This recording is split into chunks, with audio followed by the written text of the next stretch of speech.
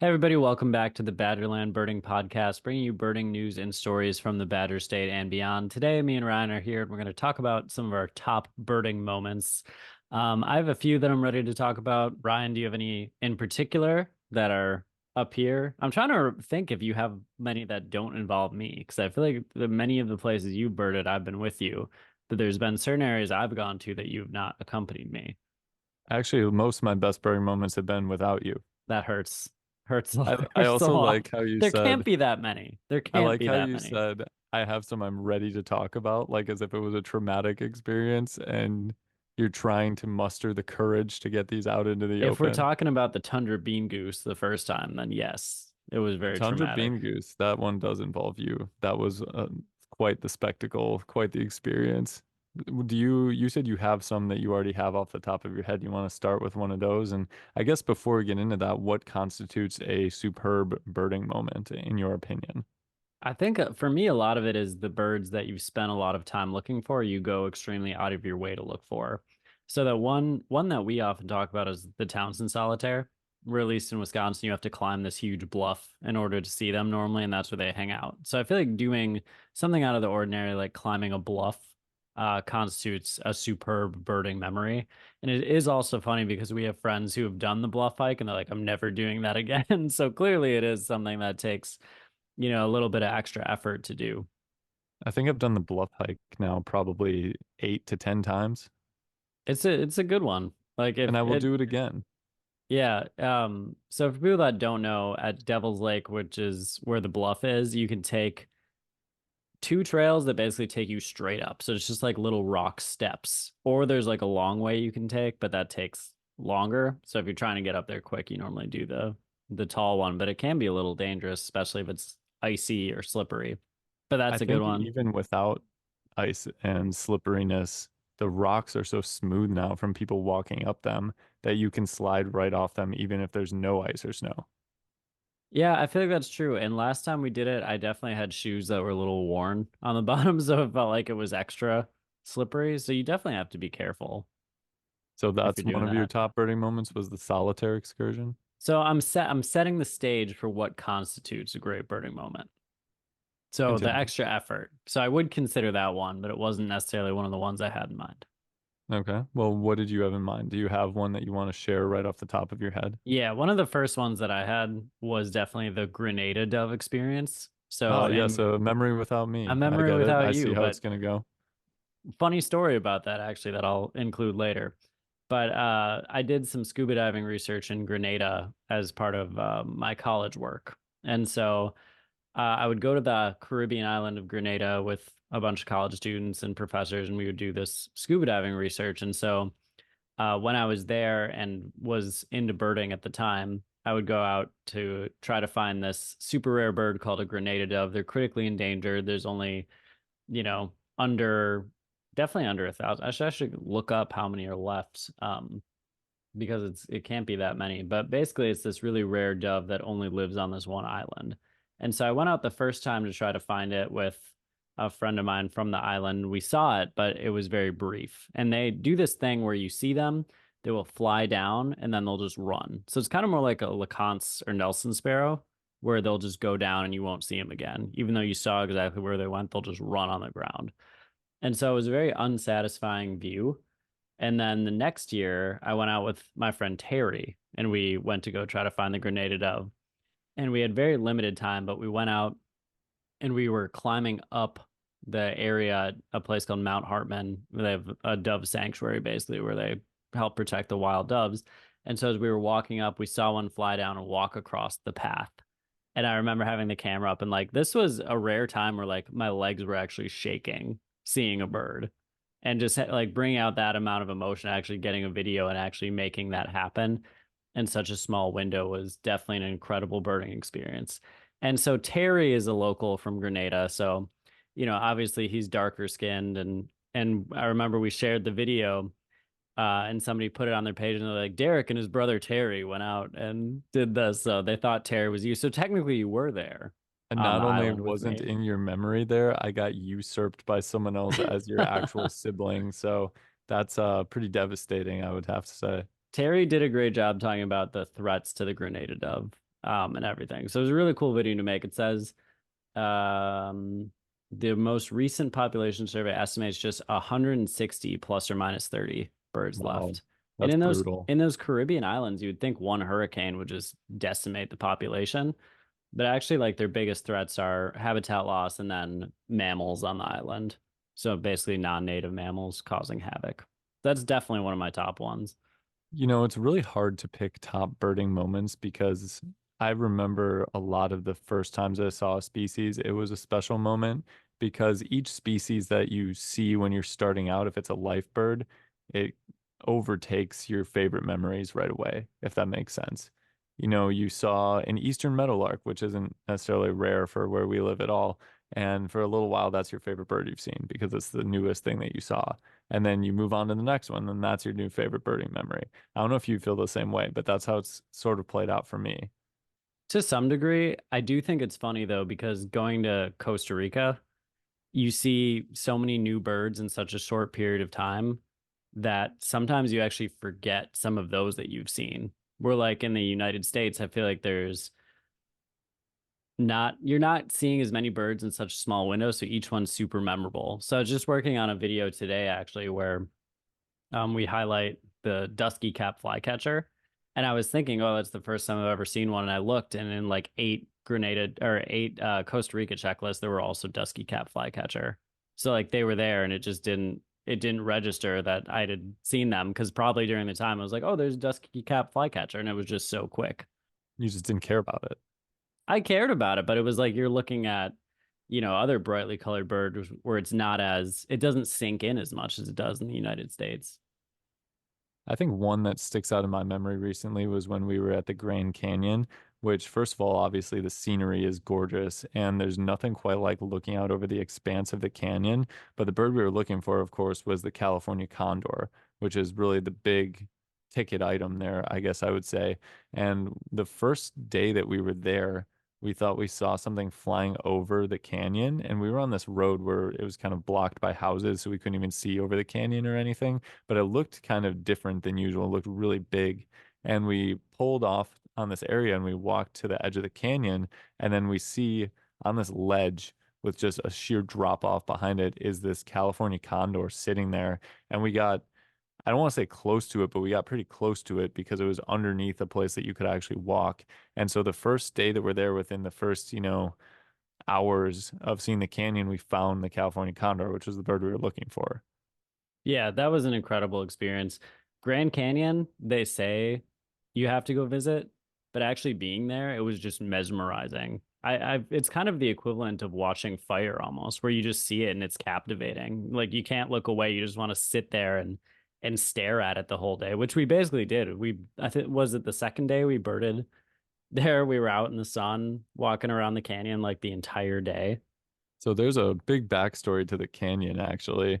Is yeah, the first day we were there, we saw the condor, but we also wanted to make a video about it. We had a whole nother day there. So we made it a goal to try to find another condor and see them flying instead of just perched, or just get more looks at them because they're such cool birds. So we spent literally the entire day wandering around the Grand Canyon. And it's really cool because we were on the South Rim, so they have a Grand Canyon village there. So there's some shops and some places people stay, and there's food places.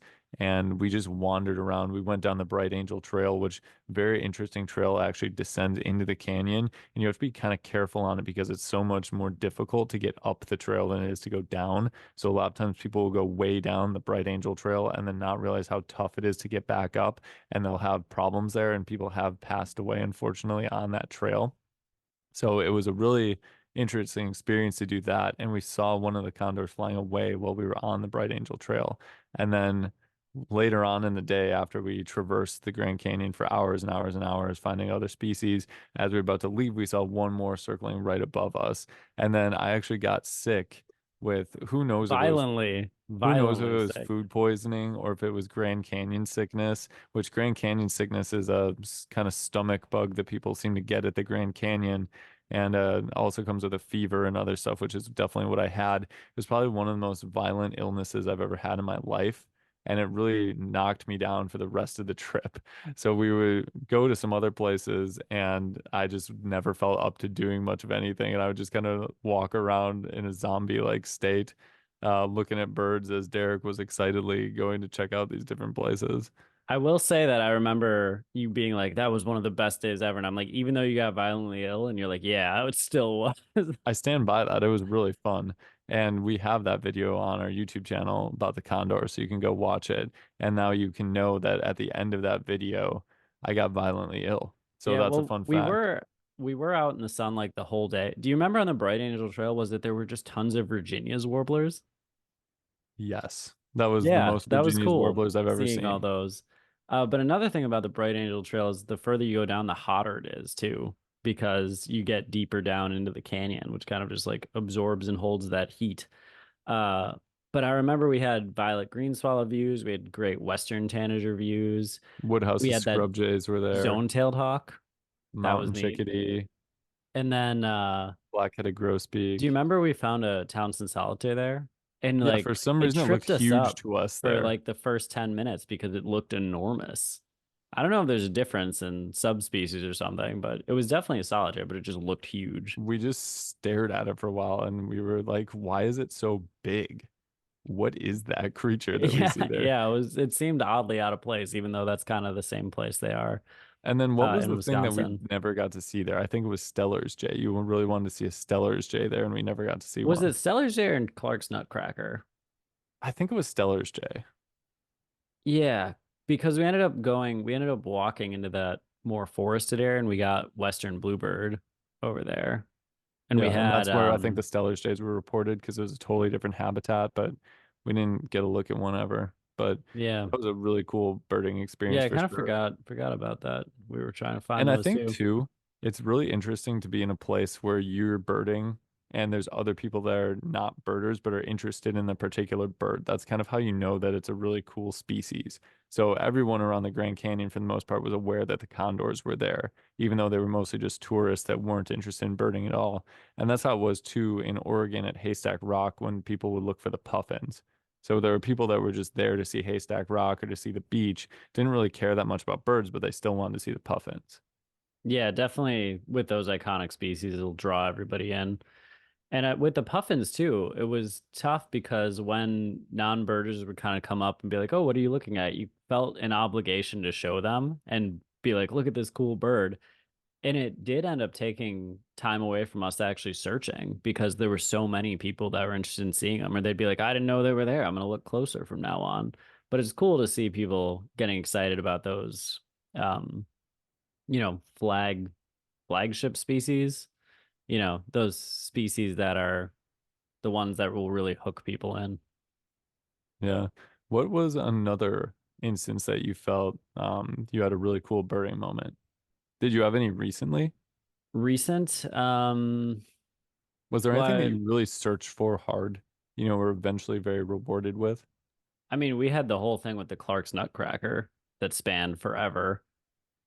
Dealing with that. So I mean that kind of gave it. I think one of the cooler things was actually we did this twice is we got the little Western bird slam out in Devil's Lake when we saw the golden eagle, gray crown rosy finch, and the Townsend solitaire. I mean, it's cool when you can get multiple species in one day, and we had that twice, once in 2023 and once in 2024 with those same species together. The one that sticks out to me as far as effort goes is definitely the tundra bean goose chase, where Mm. Ryan and I decided to look for this tundra bean goose in Iowa. That was like a 7.5, 8 hour drive one way. And stupidly, we decided to do the trip in one day. I think it was because of your work schedule, actually. We had to be Work is back. always the reason that It's things get always the screwed problem up. because we drove down to Iowa. Actually, we drove like halfway down. We were in northern Iowa because we were waiting to see if the bird was going to get reported. So we drove a little ways down. Yeah, so here was the plan is the bean goose was unreliably being reported. And so we decided because we weren't sure if it was going to be there or not, we decided to go halfway and then wait for reports to come through. So we left really early and then we got to Iowa and we started birding there because no reports had come through. So we figured if nothing's coming through, it's probably not there. It's not worth driving the entirety of the way to get to the spot where it was seen, which was, I think, really close to the border of Missouri, I want to Missouri. say. Yeah, Iowa and And Missouri that area of Iowa is super hilly, and there's all these little lakes nestled in the hills. So that you really can't the even see. the goose flock could be behind any of these hilly areas and not be seen. So it could be around and people would just not know. So it kind of has to be in an area where it's visible. It was also extremely cold then, but we traveled halfway to the destination where it was being seen. We decided to bird some other places, had some fun doing that, and then we get a report that the goose is present and was actually, I think, present earlier in the day, but no one had gotten the word out. Yep. It was unfortunate that nobody got the word out. But then we still had, it was like 3, 4 hours left on the drive. Yeah. So we still had a ways to go. So immediately we started driving down there. And we get there like fairly late in the day. And we And this like was park on the side of the December, I road. believe. So this was when the light would be going down, probably 4:30. Yeah. And it was very windy. And so basically, the guy, his name was Ben. He was super helpful. I think He he's a would actually, Wisconsin guy. I believe so. He actually originally found the tundra bean goose, but we like met him there and he was like, yeah, it's been seen on this property. The farmer's given people permission to go out. So we like walked this cornfield to go look for it. And we thought for sure it would be there because it was reported people had seen it fairly recently. We got out there, we started scanning the geese flocks, nothing. And then other people showed up too and they didn't see it either. Well, I remember we were walking the cornfields and no one had said it wasn't there yet. And so you have that moment where you have the anticipation leading up to it and you're feeling good about it and you're feeling like you're going to see it. And to get to this pond, you had to climb over this little hill in the cornfield. So you couldn't see the rest of the horizon because there was this hill in the way. And we climbed the hill. And then as we get to the top of it, you see this pond in the distance and birders with scopes there. So we eagerly make our way over to these birders that are scoping out the pond. And as you get closer, you can see that they don't look very happy. So usually when birders see the bird, they're congratulating each other and just talking and having a good time and making sure people are on it. And they looked like they were searching still. They didn't look like they had it. They didn't look very relieved or pleased with the results of what they were seeing. And it turned out that it had flown away. And I think there was still a Ross's goose and some cackling geese in there, but we didn't come 8 hours to see a Ross's and a cackling goose. So that started the rest of that day searching for the tundra bean goose. And I don't want to say wild goose chase because it's low hanging fruit, but it was in fact a wild goose chase. But before, like, it never got re-reported that day, but we were looking for it in the No, it flocks of did get geese. re-reported that day I don't know if that for sure was it though, was it? Because didn't it get, it in was like, Missouri. okay, so first of all, we're there in the same place and we're watching the goose flocks because they're going to come in to roost for the night. So it could still be in one of those flocks. And we're with a couple other people who were there and we see this interesting bird in a flock and we get some like pictures of it. And they're celebrating like they had found it. Like, we got it. I can't believe that. Like, As the sun's we going saw it. down and Yeah, it's as the sun's dark going down. now. We had pictures of the same bird. So we're looking at it and we're like, I think it's a snow goose. And so like they're all excited. We're like, hey, I think it looks more like a snow goose. And they were like, no, that's it for sure. And then later we actually got an email from them being like, we think you're right. We think it was the snow goose. I think So they're just trying to throw the unfortunately, Hail Mary pass, I think they just wanted it so adding it to badly the to be list. it. Yeah. But that's what's nice about having pictures. You can go back and look at it. But then, so allegedly, it was then seen in Missouri very late into the day, like almost without light. And a couple people got like a scope on it and allegedly saw it. But like we had already started driving back. So it was even worse because it was seen, then we showed up, it was not seen, then we left and it was seen again, allegedly. Except it was really too dark to get a very good view, so I don't think it would have been very pleasant. I don't think it would have been very satisfying. But guess what we did next? Later on, it started to get reported again, and we went back to Iowa to try to find the tundra bean goose. Indeed. And that time we showed up. It was the same long drive, and the bird was not seen during the day. Again, So we were just kind of like, I can't believe this is going to happen again to us. And there were a couple other dedicated searchers out there too. So we were all kind of scanning the usual areas. And there was a place called the Big G Pond, which is the college campus in the area. And then it had a pond out front. And sometimes the goose would show up there. And so we were kind of going back and forth between all these areas. And then I remember talking to Ben being like, hey, is there any other places we can check? Because we'd been around all the normal locations. And he said something to the effect of there's this pond that the water utility company has that always has a lot of geese, and we were trying to figure out a way to call them, see if we could get access to go on the property to go see it. And This is how as we dire were the doing that, situation was. yeah, we were ready to call and try to get on some water utility property. One of the people that we had been in contact with who was also searching texted us and said, "Hey, it's at Big G right now." And so we were super stoked. In that video, you could see just how excited we were. I We were think they also said, like, I think that we have it at Big G. And we with all the thought, different weird geese around, we were a little hesitant to truly believe it. And in the back of my mind, I thought we were going to show up and it was going to either be some other kind of goose species or have flown away when we got there. but at that point, to at least have a lead, we were stoked. So we turned around, went right to Big G Pond, got eyes on the bird, and it was the tundra bean goose. And I think, as happy as I was, there was also a lot of relief to not have done that twice and missed it. So that, I think that's pretty much the epitome of a bird that feels a lot better to see because you worked for it so hard. If one just showed up in your backyard, it'd be cool, but it wouldn't feel as cool as putting in that much effort. Yeah, there was also some other cool species around the Big G pond when we saw that goose. There was an out-of-season yellow-bellied sapsucker, some Eurasian collared doves. I think there was a red-breasted nuthatch there too, but I do also remember there was a big flock of geese that were there, and you could actually see kind of a back view of the geese, maybe even a closer view if you went onto their football field and track. So we were going to go over to their football field and track, and we're about to walk over to a place where we can actually get a different vantage point of the bean goose, and there's some guy there who's just on the track. And he goes over right by the fence line closest to the geese and starts doing some sort of stretching. And I don't know if he was trying to scare the geese away or what he was I doing. think he was. He just kind of throws his arms up and starts kicking around, and then all the geese just take off. You don't want to think that someone would do that, but I almost feel like they saw us walking over with a tripod and stuff. It just felt like it was a weird choice to pick that place to stretch and kind of do all that. But then I don't all the know. geese It take was off weird, yeah. And then it was gone for the day. It was seen after that, pretty reliably, I think, after that. you know, we had seen it.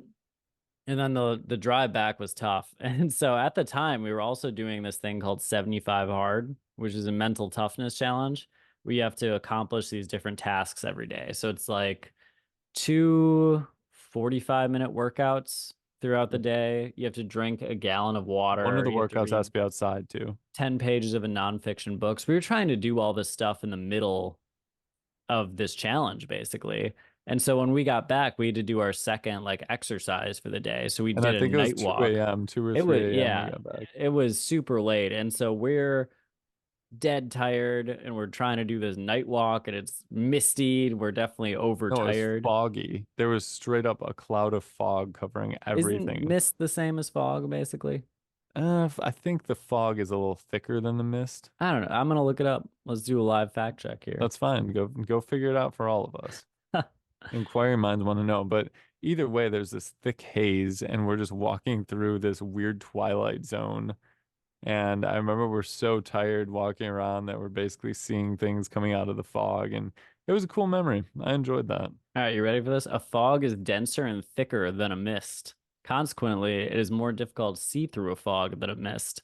A mist dissipates more quickly than a fog.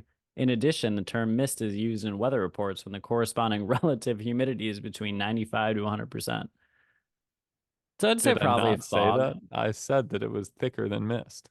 but I think because it didn't dissipate very quickly, I'd go, "Oh yeah, the drive back was super foggy too. It Yeah, was it really was. hard to see. That whole thing was just an adventure for sure. Would you do it again? Say a pink-footed goose showed up in that same place? Yeah, why not? Yeah, Okay. sure. Oh, the other part of the story is you almost didn't have us go. Oh yeah, I just decided to stay up because we were leaving at 2 or 3 a.m.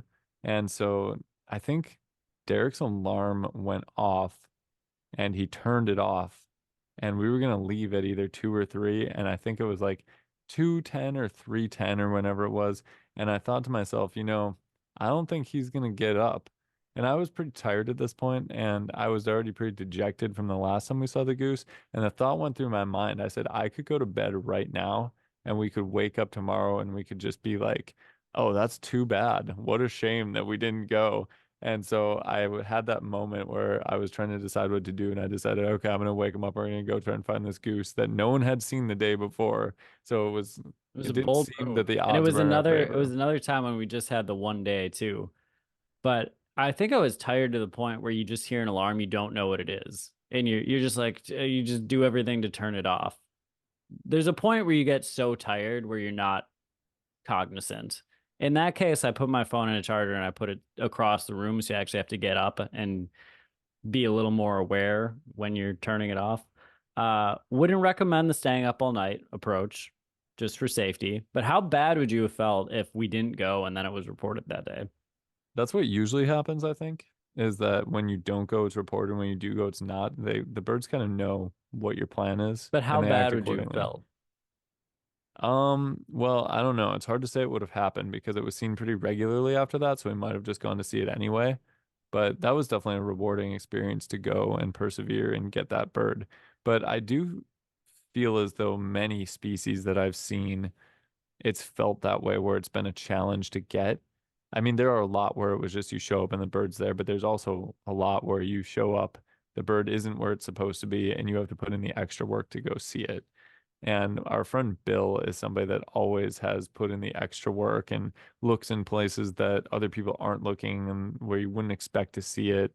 And that pays off a lot when you go check the places where no one else is looking and just make that one extra effort. I remember this wasn't really the same situation, but a bird that I was really excited to see the first and second time was the Smith's longspur. And the first time it was seen in a cornfield in kind of Madison area. We have a guy named Steve who always finds the Smith's longspurs. He just walks the cornfields, looks at these big flocks of Lapland longspurs, and picks out some Smiths. And for 2 or 3 days in I think it's April or May, he reports that there's Smith's longspurs, and that's the span you have to get them in our state. There's like some public cornfield. I think it's like DNR owned property Yeah, that you he's can not just walk. going around farmers' Yeah, want to cornfields, make he's that going around clear. public land. Unless he also has secret farmers' cornfields he goes through, but I don't have the authority to speak on that. But you have to do a good amount of work to find these because they're pretty flitty and it's kind of a needle in a haystack. And if They you see blend in one, so they well blend too. in really well. So they'll walk around and you see them moving and then they'll stop and you can't see them. Or they go down on the little ridges in the corn and they just seem to vanish. Or you'll walk, not know they're there, and they're like a foot away from you, and then they flush. Yeah. You can't get a good So view. we were looking in this cornfield the first time, and we were there probably a few hours, and we saw tons of Lapland longspurs, and we're giving up, and we're going back to the car, and then all of a sudden, right in front of us are just some Smith's longspurs, especially one that's a male with some nice peach color and the black and white patterning on the face. And we had that experience twice now, because just last year the same thing basically happened. But that was a bird that was really rewarding to see. And that was a great moment because, again, it's a needle in a haystack. And sometimes I wonder, how do you find these? How have we been able to even do this and re-find a single bird in a group of thousands? Well, I'm assuming the time last year, talking about the 12-hour rarity chase video, which was I also am. very fun. Yeah, where we had the last second Smith's Longspur there. That was a lot of fun. I do feel like the one that was a nemesis bird for a while that we really had to work for was the Clark's Nutcracker. Go on. Because there was one that showed up in Wisconsin, but it was a case where only certain people were allowed to go see it. And so it really limited. We were not one of those people, two of those people, I suppose. But we weren't invited to go see it. And so it was frustrating knowing one was there and it seemed fairly reliable, but we weren't allowed to go and look. And so I feel like that became kind of a bird that was on our radar because of that. And then when we were in different places where we had the chance to see Clark's Nutcrackers, they just didn't seem to be reliable or something that we could find. And so we ended up trying to hike up this area called Kaiser Pass We that didn't was try totally to. snowed in. We succeeded. Yeah, that's true. But the first time we went up there, we didn't think we could go because it wasn't plowed at all. But then we found out there was news we actually could walk up there. So the first time we tried, then we actually ended up doing it. And we had walked on this path. It was super frigid out. We're on the top of this mountain basically. And there's snow higher than I can reach my hand up on both sides of us. I don't understand how they even made those paths through there. What machinery could have done that? But somehow there were paths.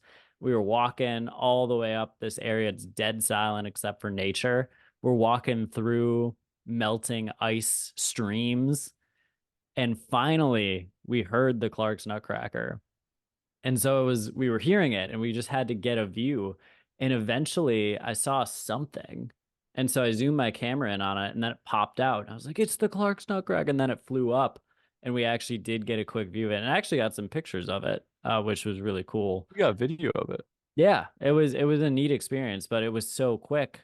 But that was something we definitely worked for. We put in a ton of effort to see that bird. And then in Oregon, we went to Crater Lake and they're just right in front of you. And they just come up and say hello and they are like, They "What are you want your doing?" food and they They want to take it right from your hand. And it's wild how tame they were in that area. But it's funny once I feel like you put in the work for something like that. Sometimes they do just appear everywhere. Like it's not going to happen with a grenaded dove, but if you put in a lot of work to see something, once you see it, it kind of shows up all over sometimes. I remember one bird that was really rewarding for me to see that was a cool moment was I took off of work to try to find a harlequin duck for the first time. And harlequin ducks in the state of Wisconsin, I think they used to be maybe a little more rare. Now it seems like we have some that hang around on a pretty regular basis, or there's a number of individuals that have been seen annually now for the past half a decade or so. But the first time I wanted to see one, it was a female. So, a little more drab, looks more similar to a bufflehead, a female bufflehead, pretty similar appearance. So I went to Sheboygan and I remember checking the entire lakefront from jetties and breakwalls, and there's a bunch of different places you can look. There's the North Point area. So I'm scouring this whole thing, having no luck. And there's some other birders around too. I don't know if they were looking for it or not, but I checked one place by the Blue Harbor Resort, which is this big, impressive looking resort that's on the south side of the Sheboygan lakefront or marina area. And there it was in the surf there right by the shore. And this was when I wasn't making videos, so there's no YouTube video about it. But I took a bunch of pictures of this female harlequin duck, and it was just super cool to be able to see this bird that I had wanted to see for so long. It was one that was at the top of my list. And then the funny thing that I remember is there's somebody with a license plate that said like birder or birds or something like that, or Mr. Birds. And I assumed they were looking for the harlequin duck, and they just kind of drove by and didn't stop to look at it. So I tried to flag them down and I was chasing after them, trying to get their attention, and they just sped off. And they must have been like, oh, somebody's trying to mug us again. Sheboygan's not that sketchy, I don't think. No, it's not, but they like really took off as if they thought I was going to do them some sort of harm. Interesting. Yeah. Uh, in kind of going off of that experience, You can talk there about the time you stole someone's dog. there was no dog stealing. Um, there was a time we were doing a tour there with our friend Will, and we were looking for Harlequin ducks in Sheboygan too. There were a couple males hanging out there, and we had looked kind of everywhere, and then we came back around to one area, and they just popped up, and we had the Harlequin ducks. But that reminded me of the tour we did for to look for snowy owls in Madison, where we took this couple out and there was a snowy that was hanging out in this particular area. We scoured that area, driving the roads, looking on the buildings, any silos, like the whole day, and we just could not find one. And so we were like, we have to get them a snowy. And so it was reported a couple days later, I think, and I ended up going back out and we were able to get it. They actually found it on their own. They went out and saw it and I met them there and it was cool to actually get them the snowy, but we definitely put the work in for that. And I think it was the kind of thing where they had tried a couple times before and not found one. So that felt really good to not only find it just to be like, yeah, we found it, but to find it for them on a tour and to see their excitement for it too. There's something about finding other people birds too, where it's something you've seen before, but when you can show it to someone for the first time and you see it through their eyes, it kind of you get to relive it in a way. Yeah, and I just feel like there are so many birds that were amazing moments where it didn't seem that we were going to find them, and then we ended up being able to find them last minute, or when you give up trying is when they come out, or you just had to check one more road or one more location or one more bird feeder. I'm trying to think of some of the other interesting things that we had to do to find birds, or if there I was got one that was, one, oh, you but I'm do? not going to say too much because there's going to be a dedicated video about it, but it's the only bird I've ever flown specifically to see one species. Hmm.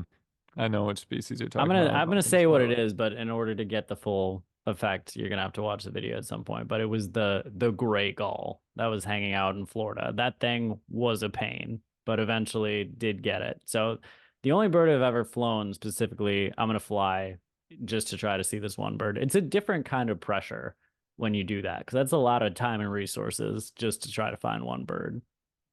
And it's pretty funny because it's not a charismatic looking bird. Hey, It's one of the, whoa. think about what it's called. It's called a gray gull. It It's has like some very Gandalf pretty the white gray gull. feathers. It has some color variation. It goes from dark gray to light gray. There's white on the wings. You're underestimating. You're just mad because you didn't see it. I am not mad that I didn't see it. I just think it's funny that that's the one out of all things. There's so many cool, and not that that one's not cool because it's Whoa. super rare. Okay, calm down. Let's chill out a little bit. It Somewhere a was, gull expert is cringing listening to this. It's like, how dare you disrespect my gray I gull? hope so. That's fine. I hope they chime in the comments about how amazing the gray gull is. And I had another thought about one, and now I forgot it because of You're you just talking about mad your gray about the gull. gray gull. I have no anger toward you and the gray gull. It's just How funny that about how about this one? How about the pine flycatcher on Mount Lemon?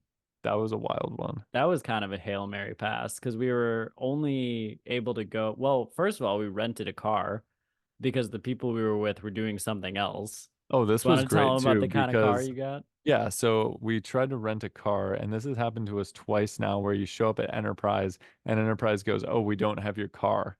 And you wonder how What's do the they point not of a have a car? reservation at that point? Yeah, when I'm you literally reserve the reserving the car, car, exactly. And then well, this time they just said, "We don't have the car, so we're just going to upgrade you for free." which is what And they should do. which is what they should do. And we're like, okay, cool, that's great. What kind of car do we have?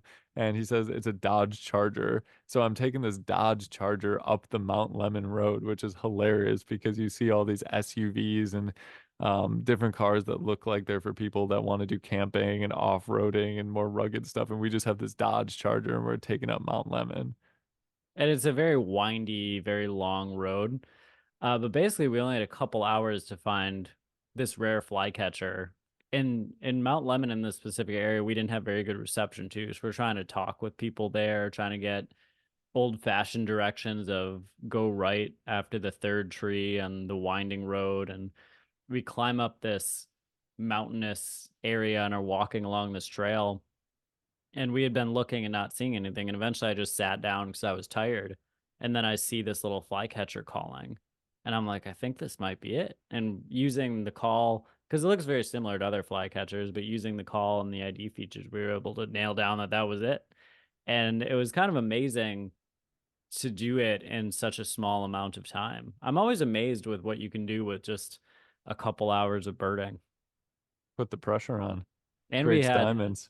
we had the red-faced warblers there too. We actually had a really great day for the time we had. Grace's Warbler was there too. Yep. Saw Yellow-eyed Junco. Yep. There was a hummingbird that tried to feed off of your tripod. Yeah, the little red knob thought it A was a little red flower. knob. Yep, that was a flower. Tried to feed on it. Got mad at you. Yeah, Mount Lemon was cool. I feel like every place we've gone, there's been a couple birds where you really have to put in the work to see them. Yeah, I do think that there's something special about when these birds are in either beautiful or eclectic places. Mm-hmm. For So, sure. thinking back to we were talking about the Condor, the Grand Canyon, what a beautiful place to see a bird. Mount Lemon's an absolutely gorgeous place. And these are all very drastically different habitats that we've seen these species in too. I mean, Aplomado falcons, we saw our lifers on a random road out in the middle of Texas in they weren't really agricultural fields, almost like ranch land. So just the different arrays of places that you see these birds and you get these unique experiences. Well, you think about the Saxon Bog, icy boreal forest compared to Saguaro National Park, desert, like the Everglades type habitat of Florida, the Pacific Northwest. There's just so many different places that you can go and see certain iconic species that live in that habitat. And it's really neat to explore those different areas and see those different things. And the more that we talk about it, the more I'm thinking about all these cool encounters Definitely one big one for me was finding the Quetzals in Costa Rica because that was a I bird that I get it. You always got to wanted go to to see. Costa Well, I haven't Rica. made a video about it Good yet. for you. You got to go. You got to make the trip down there, and you can see dusky cap flycatcher, and then forget about it. I think we're probably going to see dusky cap flycatcher in Texas, won't we? There's one there, but it's rare, so it No. depends if it sticks around or not. Well, hopefully it sticks around because then I don't have to forget about it because I'll actually care about it, unlike Well, you. me and Nathaniel saw. I remember the one we saw in Friend Arizona of the program, Nathaniel. more than the ones I saw in Costa Rica. But stuff like that, I remember being in Florida, finding snail kite. That was cool. Anytime you can Okay, go to here's a a good unique question area for and you. I've got a yeah. question for you. Was there a species that you saw that was kind of the opposite of a great birding moment, where it was more like, oh, I thought this was going to feel better? Well, I know you have one. Which one? It's a certain gull species. Not Was it? necessarily because of the bird itself, but because of the circumstances. Yeah, but that doesn't even count, I don't You're think. not counting I'm that? Its eye No, I'm may have not. twitched. No, no, no. Okay, so now we have to tell this story. So there was a Ross's gull that was being seen on the border of Minnesota and Wisconsin. And my friend Bill and I decided that we were going to go try to see it. And then the day before we were going to leave, reports started coming in that it was looking a little droopy. So it was still flying around, it was still active, but it was looking like the wing was a little droopy. And if you know anything about these Arctic gulls, they don't last very long and survive when they're outside of their natural habitat. So we decided to go anyway, and I think it was a 4 or 5 hour drive to get to this point. And we're all excited going there. And we show up. There's a bunch of other birders there. It's basically first sun. And we start looking, and no one's having any success finding this gull. And there's a sneaky all white pigeon that makes you for a second think that you might see it, but it's with a flock of pigeons, so that's not it. So we searched the Minnesota side, we searched the Wisconsin side. Everyone is kind of just sitting there waiting, saying that it's not going to show up. It's probably gone. Maybe got eaten by an eagle because there were several eagles that were lurking around. We walk this little area with all these rocks, and Bill spots it on one of the rocks along It's the always shoreline. Bill. Always Always Bill. Bill. He was looking in a place no one else had looked. No one had searched there for like 2 hours that day, and he decided to do it. And so we see it. We're excited. We start taking some pictures, and we notice that we keep getting the pictures of it in the exact same pose because it's not moving at all. And its eyes are open, but it sure looks like it's deceased. And so we flag everyone down and say that we have the bird over there, and everyone starts taking pictures of it and it still isn't moving. And so some people are saying that they saw the eye twitch and that it was alive when they saw it, but I'm pretty sure it probably passed away sometime in the night. And so we leave, and there's a bunch of photographers still taking photos of the dead bird that's sitting there, They're hoping like, this against is the all best hope. shot ever. Yeah, hoping against all hope that it's alive somehow. So they called a wildlife rehabber to come get it. And the rehabber said that it was already stiff when they picked it up, so it had been dead for a while. So I never counted that bird.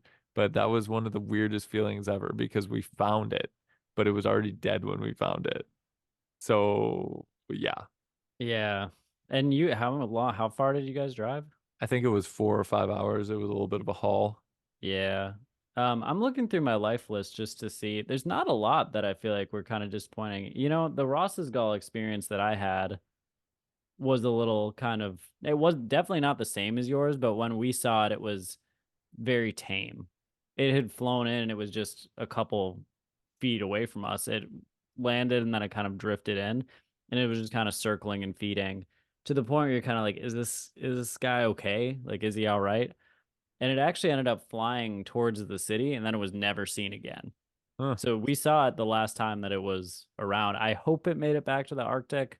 Um, I doubt that it probably did, but hopefully maybe it made its way back there. But I feel like the situations that I've been less satisfied is normally when I feel like, oh, the bird might be sick or oh, That's a good point. is it okay? Because I had that same experience with what was it? Franklin's Gull in Louisiana, where I had finally found it and it was kind of like super tame, and I was like, oh, I hope it's doing all right. Like I hope it's gonna make it. I So do that's normally the think situations that I feel almost disappointed in. I think a lot of times when birds show up that are way out of their normal range, there's something a little wrong with them.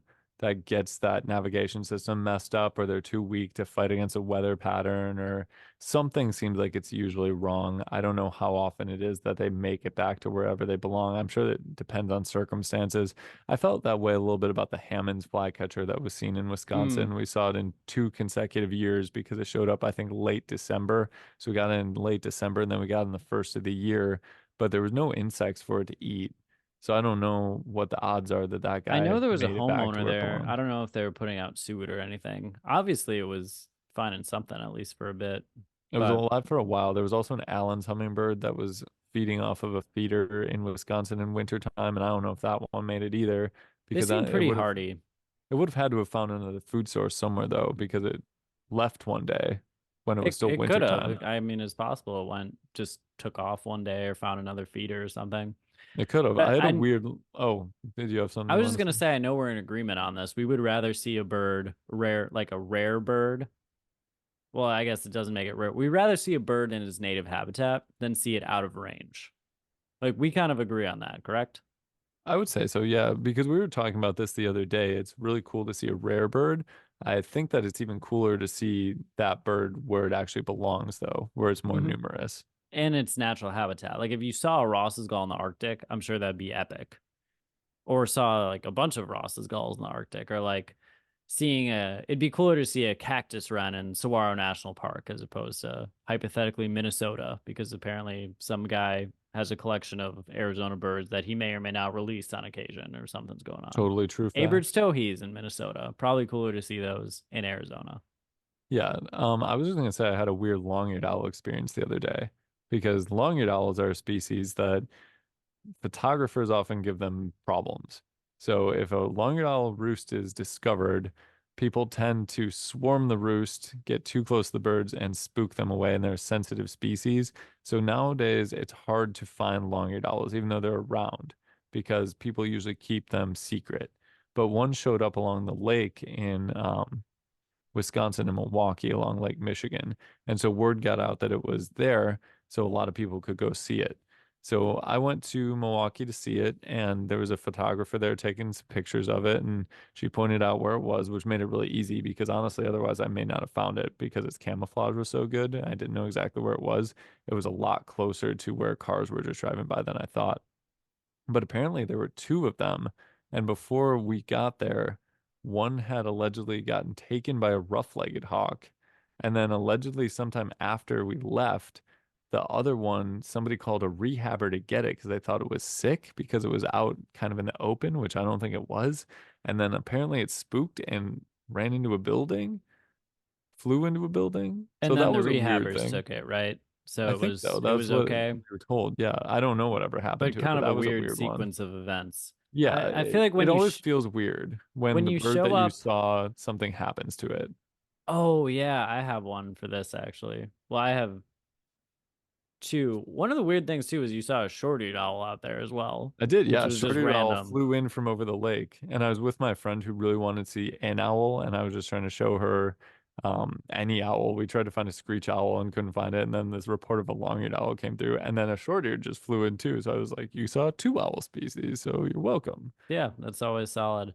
It's weird if you ever show up and there's human interference or human interaction. Like if people are just not being ethical, if they're too close, that's always weird. It's if people are fighting with each other, that's weird too. Have you seen people fighting with each other around birds? Yeah.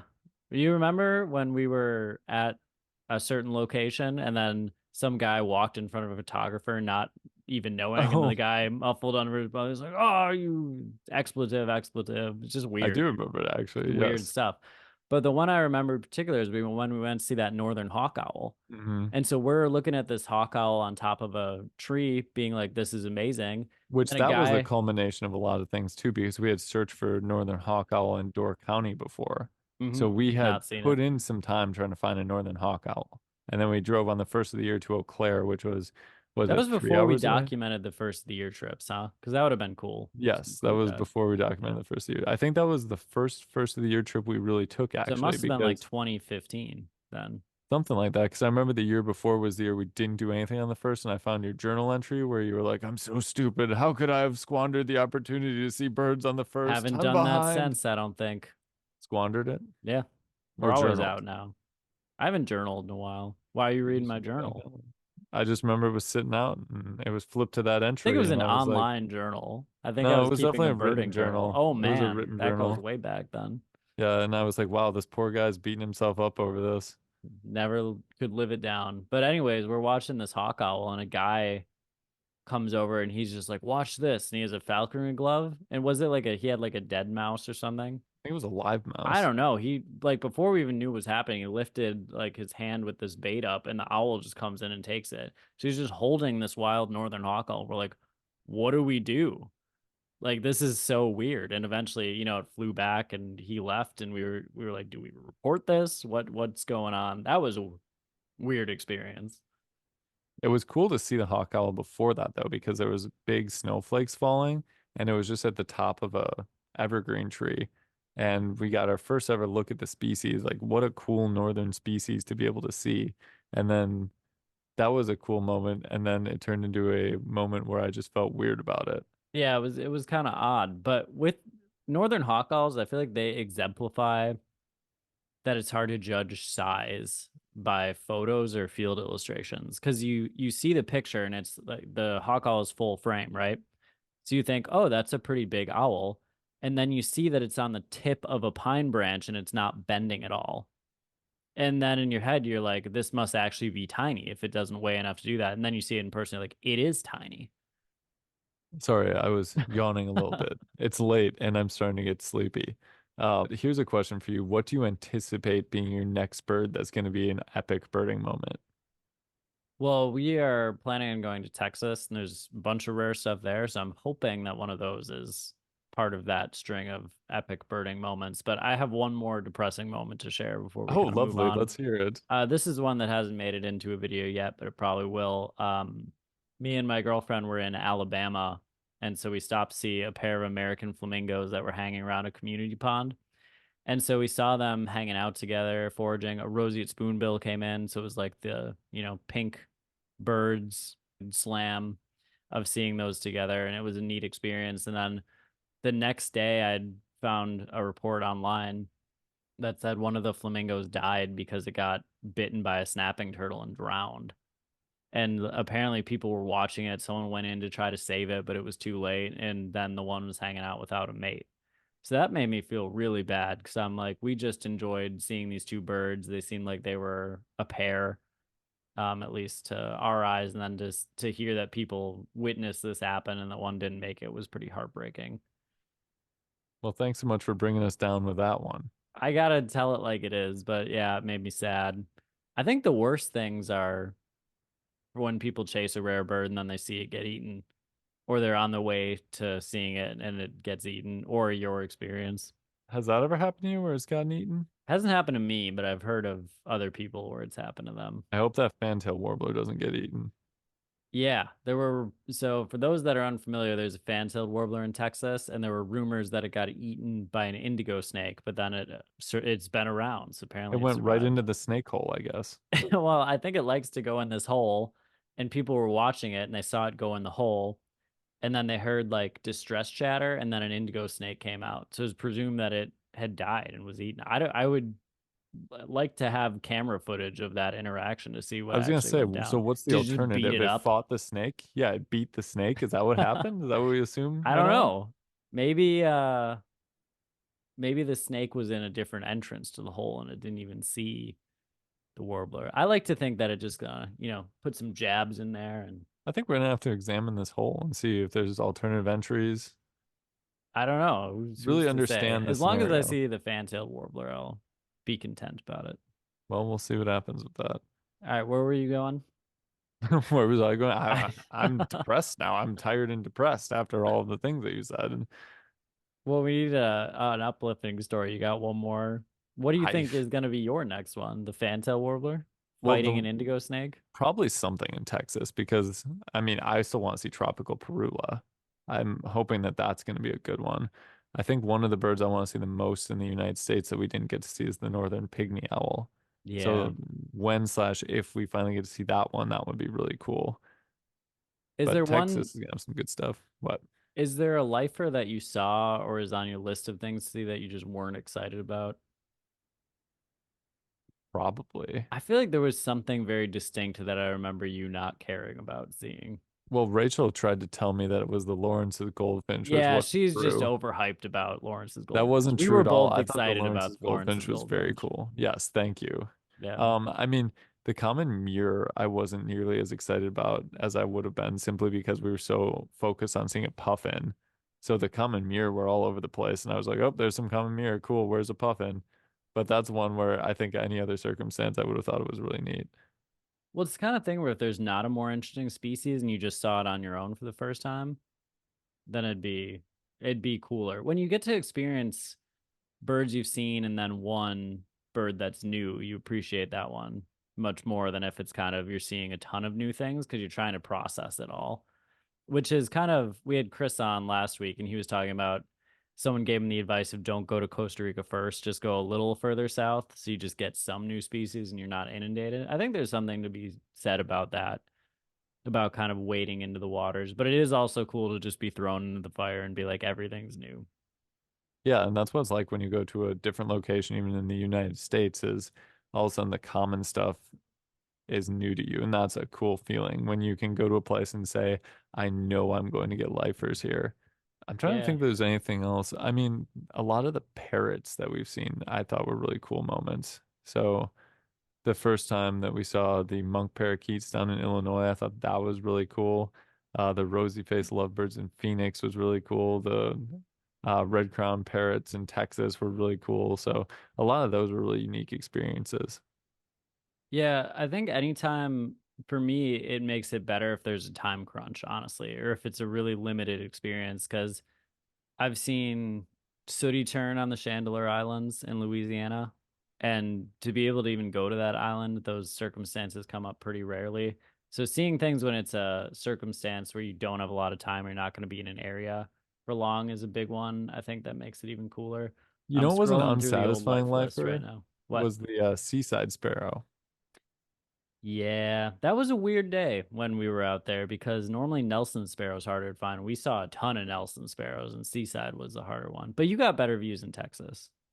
Of seaside sparrow? Yeah, you're Yeah. right. We did actually. And the mangroves when Justin took us there. Yeah, you're right. Hmm. But in Louisiana, they were not being cooperative. No, barely saw one. Kind of saw it fly up, perch for a second. And then rhinoceros auklet was not the most satisfying lifer because we saw them That's flying. It would true. have been nice to see them sitting somewhere floating around. And I think the most unsatisfying lifer is herd only, which some people don't even count. What's an unsatisfying herd only lifer that you got? So it's actually a bird that I don't have on my life list technically, but I'm sure I've heard them when I've been out in the field, but I've been trying to get a look is king rail. Because I've Okay. been out in the Louisiana marshes and I've heard the rails ticking. I'm not super good at differentiating the two. I'm sure I've heard king at some point, but I want to see one. I don't want to just hear one. And so that's something where I'm sure I've heard it. I haven't definitively picked it out and said that's king rail, but that's pretty unsatisfying. So I think that I only have one bird on my life list that I heard but did not see. House sparrow. That's the one. You nailed it. Impressive. What is it? That's the house sparrow. You were right. I can get you one tomorrow. You just It's go the outside. yellow rail is the species. Ah, interesting. That one I Saw actually do or have heard seen. it in Wisconsin in a bog Yeah, and that's a have never tough seen one one before. Yeah. because you probably weren't going to get a view of that one unless you went No, into the no, no, marsh. no. Not unless we went in there with a flashlight or something. I don't even know what would have done it. I wonder if I have any herd only birds on my life list. I was trying to, oh, I lied. I have one more, Chuck Will's widow. I mean, those species, it's tough to get views of. I think the species people probably have a lot of herd onlys are owls. I don't think I have any herd only owls, but it would make sense in those really rainforesty areas or like other nightjars, I guess, to have a lot of So owls that are here's a herd question only. for you. If we go down to Texas and see the mottled owl, well, not see it, hear the mottled owl, but don't see it, are you counting it? If I get a good recording in here, clearly I would count it. I see. Yeah. I think for me it makes it more real if you have something to take away. Like if you have an audio file and you can listen back to it and every time you're like, yeah, that's the mottled owl I heard. I think sometime we're gonna have to do a life list reveal, and you're gonna have to just say where you got different things and Just talk about each one. memorable birds. Yeah, you're gonna have to go through line by line why Did you you ever look so go through your life confused. list and be like, I don't remember seeing this in this place? So you're saying that you have fake stuff on your life list? No, sometimes you forget an encounter because I was looking at it, I'm like Northern Gannett, Louisiana. I'm like, oh yeah, I was off a boat. Like we were going to the chandeliers and seeing them off the side of the boat. You don't have barn owl on your life list yet, do you? No.